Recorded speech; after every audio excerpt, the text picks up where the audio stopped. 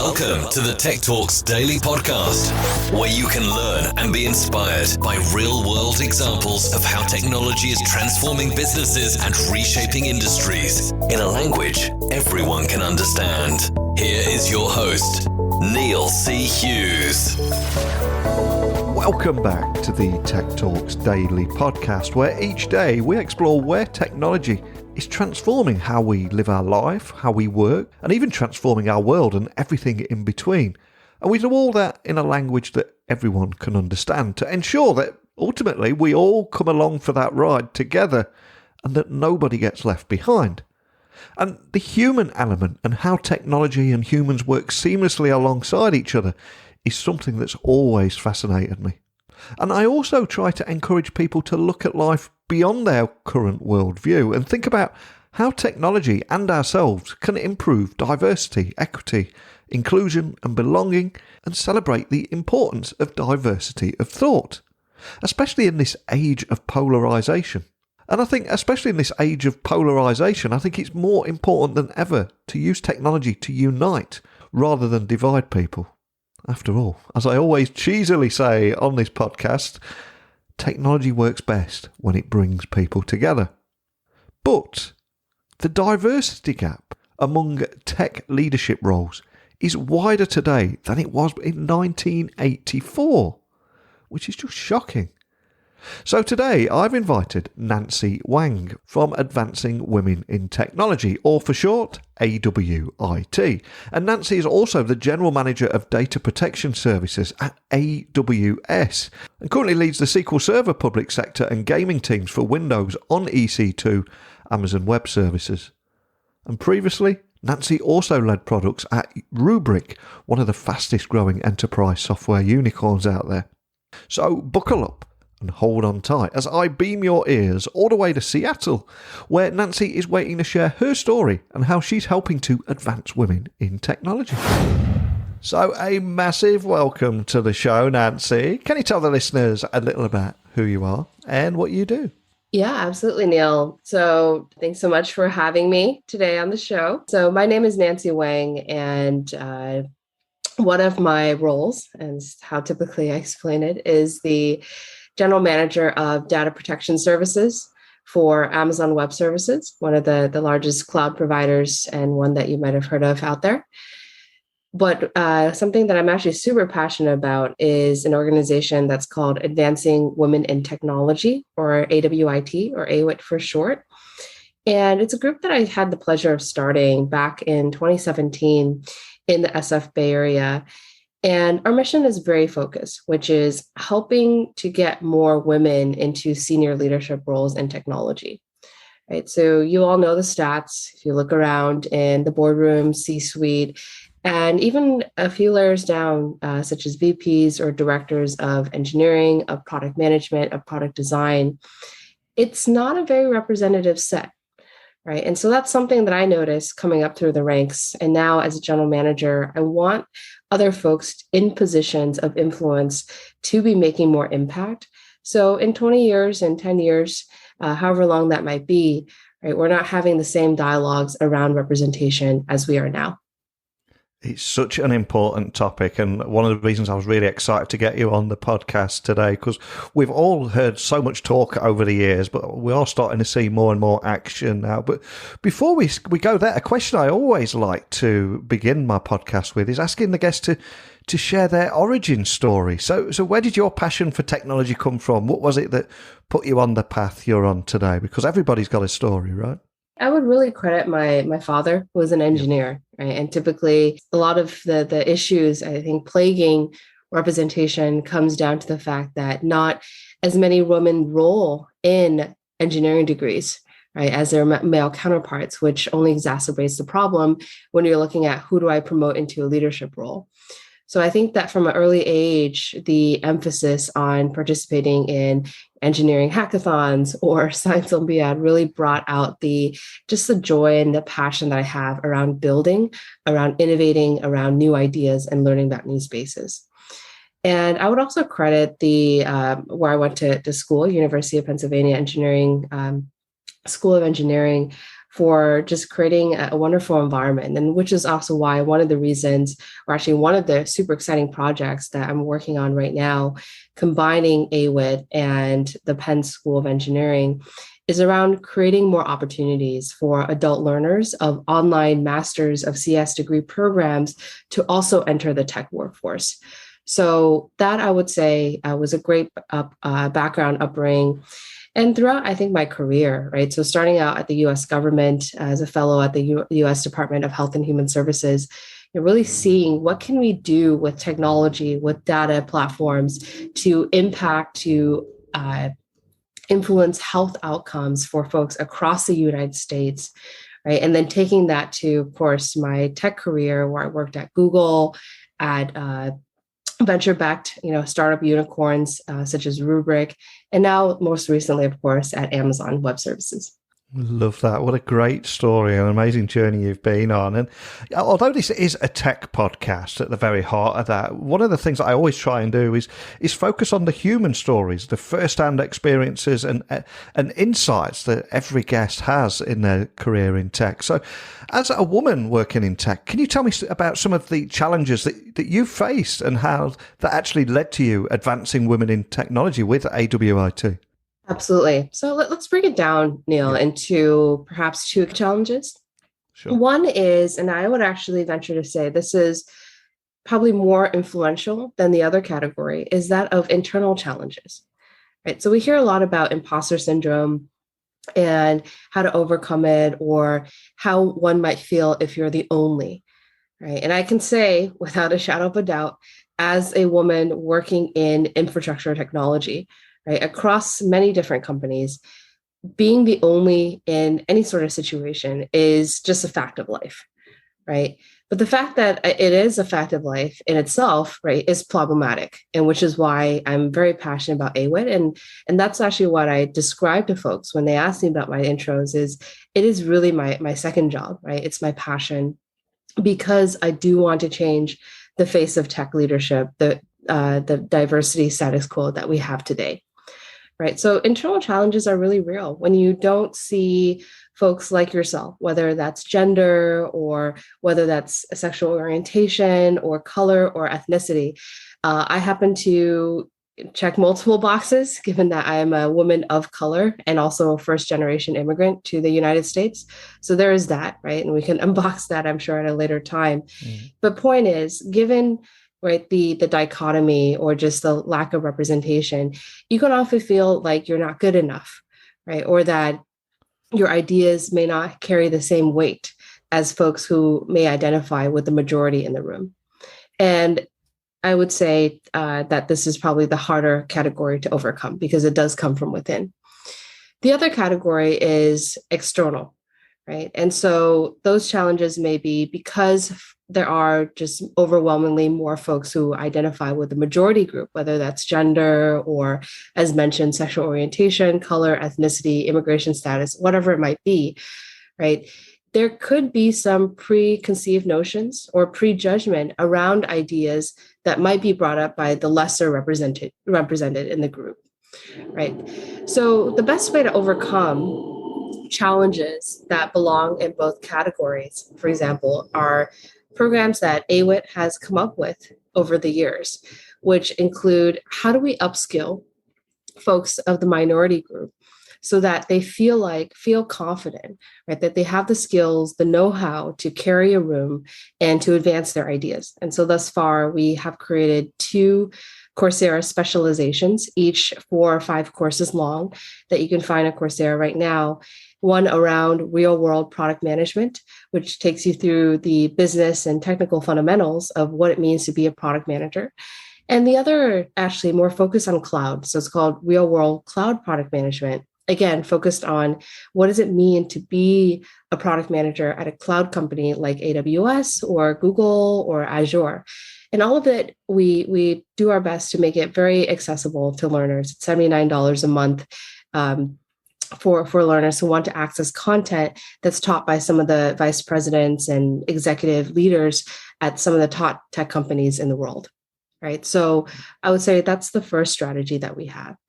The second strategy that we have, and this is actually specifically connecting the external challenges to the internal challenges for a better together solution is our executive mentorship programs. So this is a program that we ran first with MongoDB this year, where we actually found one-on-one mentorship to be extremely helpful and valuable for women who are on the cusp of leadership. So these might be, for example, senior directors or maybe early career VPs who are looking to move on to the C-suite as a next step in their career. And so how do you pair up these women with folks who are both men and women, right? We want male allies involved in the solution as well to help them advance their careers.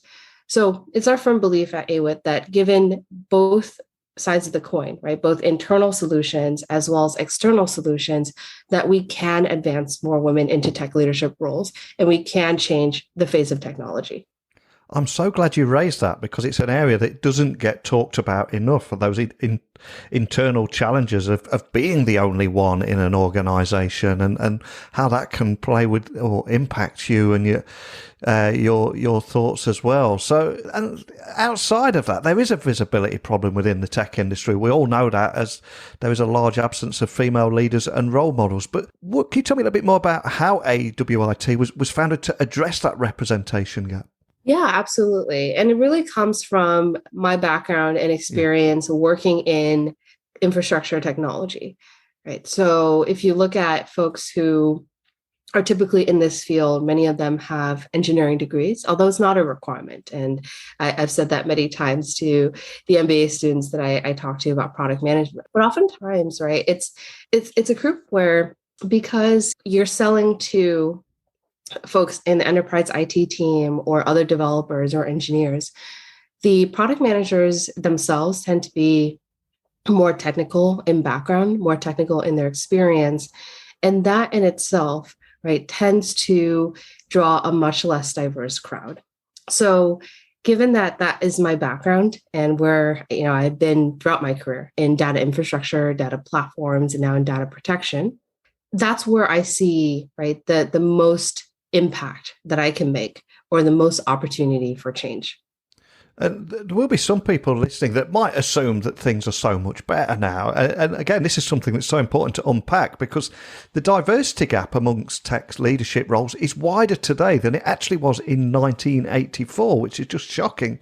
And a report earlier this year also found that 50% of women abandon tech careers by the age of 35 and are leaving at a 45% higher rate than men. Can you expand on these findings?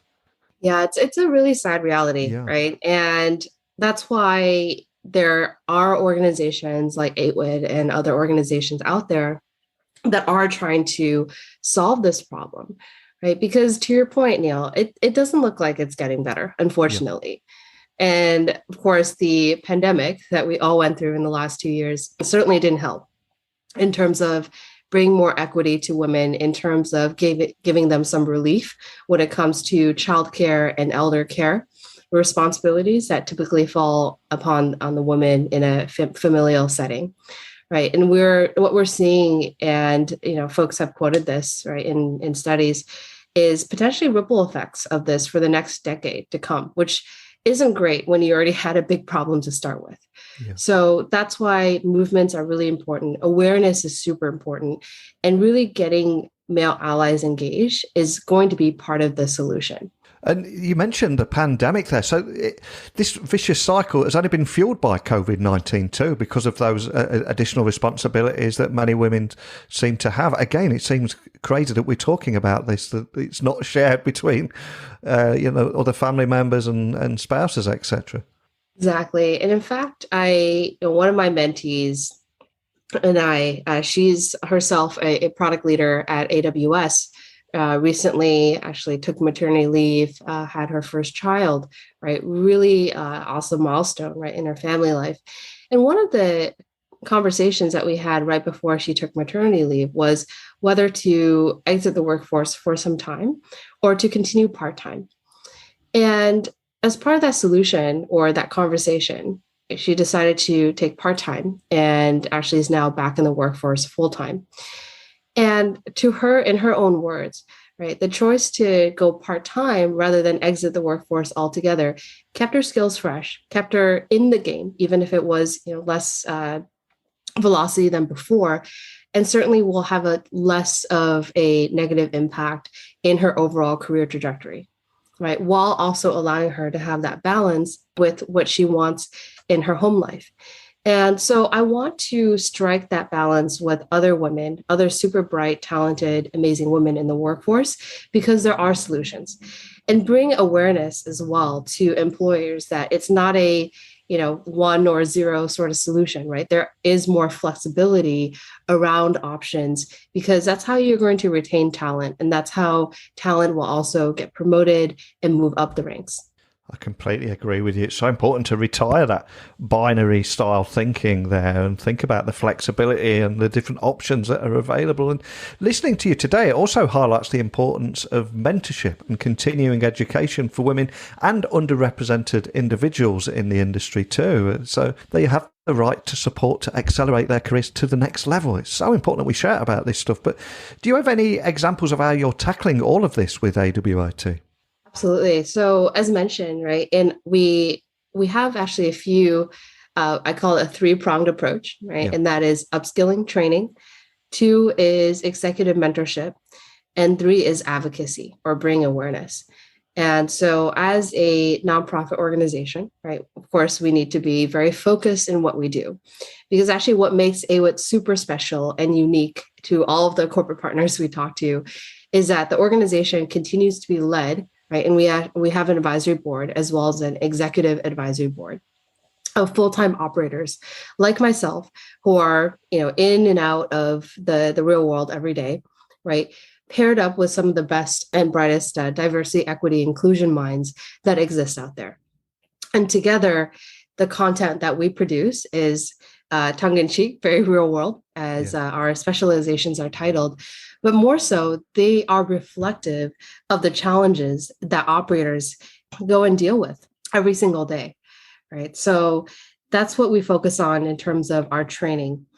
For our mentorship, that's where we are so blessed to have a world-class community of executives. These are the executive vice presidents or CEOs or CTOs of some of the most recognized tech companies out there, like Google, for example, AWS. We also have folks from key startups, for example. And so they are all part of our ambassador community of these executives who then give back to our community of up and coming rising women and diverse talented leaders to help them get to the next level.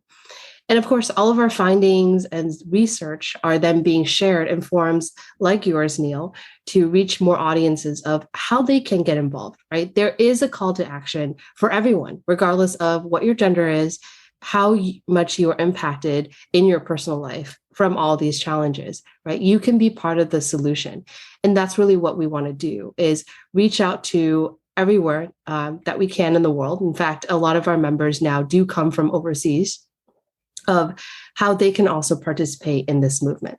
And I think so much has changed in the last 2 years alone. Now, if we just look back, how we've gone from remote working at scale to hybrid working to focusing on creating a cleaner planet and obviously building a fairer society and making sure everyone's represented in the workplace now. So what's going to be your big focus next year in 2022? I appreciate there's probably not too much you can share, but is there anything you can?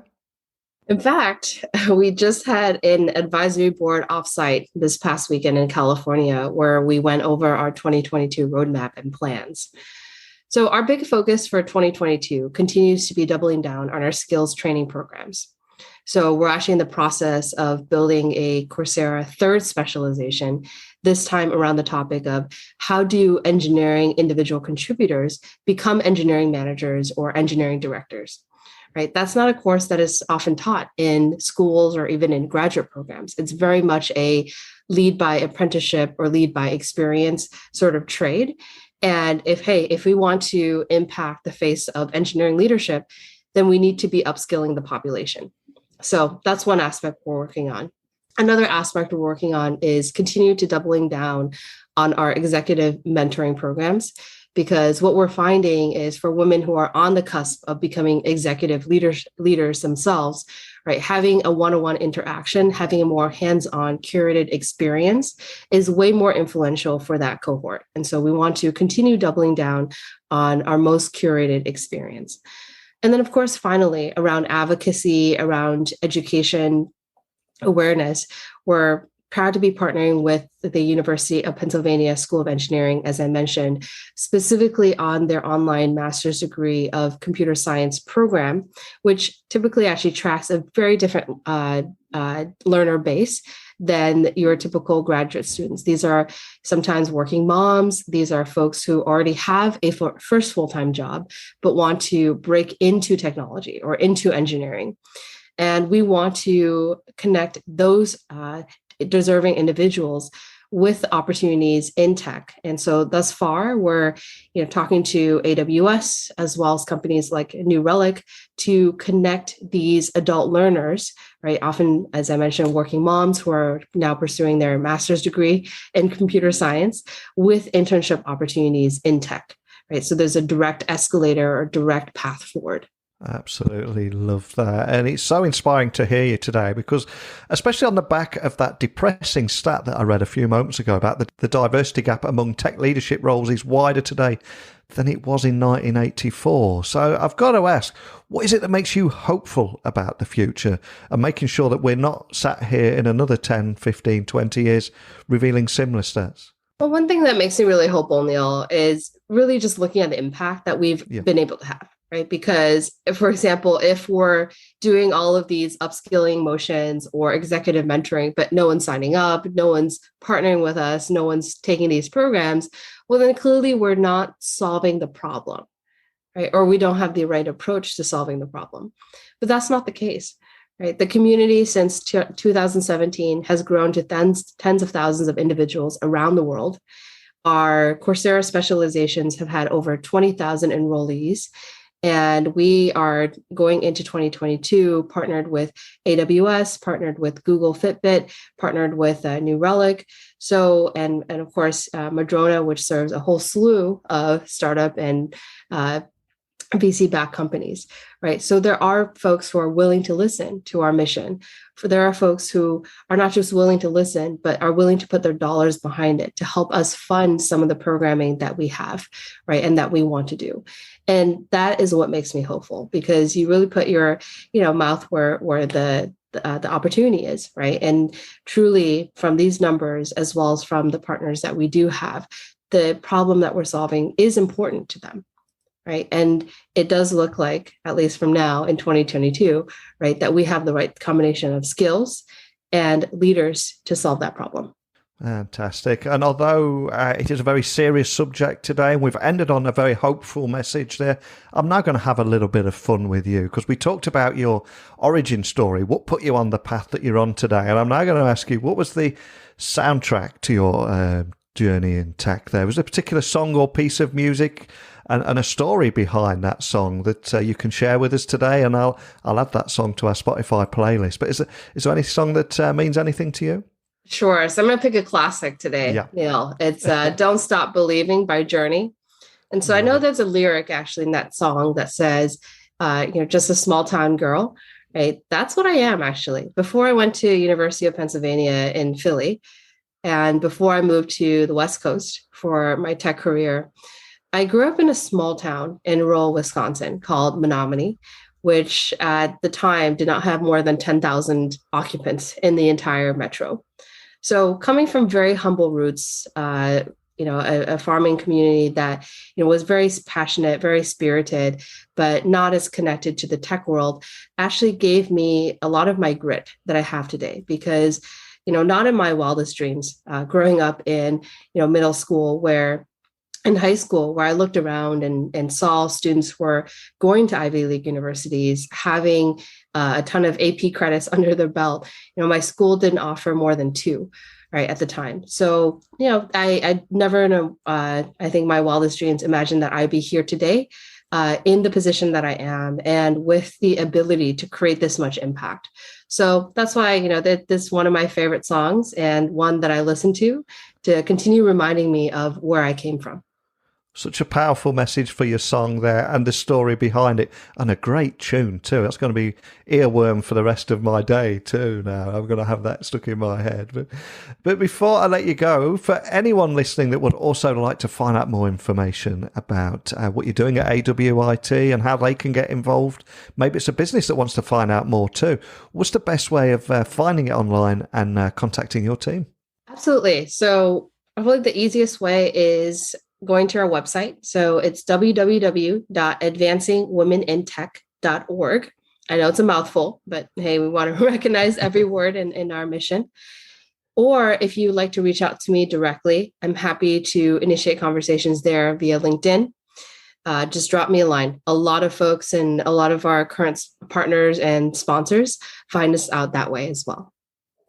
Excellent. Well, I think we're approaching nearly 2,000 guests on this podcast now, and some stories will stick with me forever. And this story of yours, of a small-time girl who became the GM of data protection services at Amazon Web Services, and then learned firsthand what it means to climb to be a female leader within the tech industry, but also taking a step back and recognizing the need for mentorship and continuing education for women and underrepresented individuals in order to have the right to support and accelerate their careers to the next level is incredibly special. And I always say at the end of every episode that technology works best when it brings us all together, and your story is the epitome of that. So thank you so much for taking the time to sit down with me today and share that with me and everyone listening all around the world. Thank you. Thank you so much, Neil.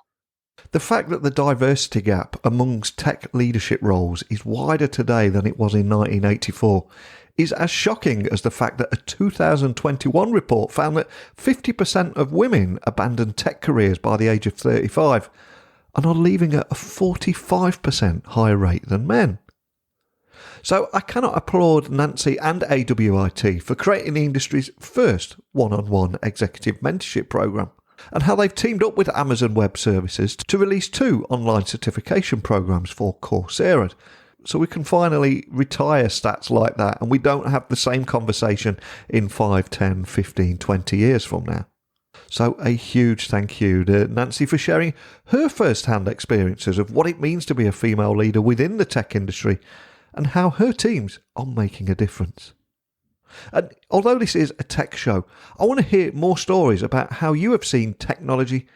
And yes, this is a tech show, but I want to hear more stories of how you have seen technology improve diversity, equity, inclusion and belonging in your organisation. If you have any examples or just want to share your story, please email me, techblogwriter@outlook.com, Twitter, Instagram, LinkedIn at Neil C. Hughes, and my website is techblogwriter.co.uk. If you're thinking of launching your own podcast in 2022, give me a shout. I can help you there. Equally, if you need help with your business blogs, let me know. But that's it for today. So a huge thank you, as always, for listening to the podcast. And until next time, don't be a stranger. Thank you for listening to the Tech Talks Daily Podcast with Neil C. Hughes. Remember, technology works best when it brings people together.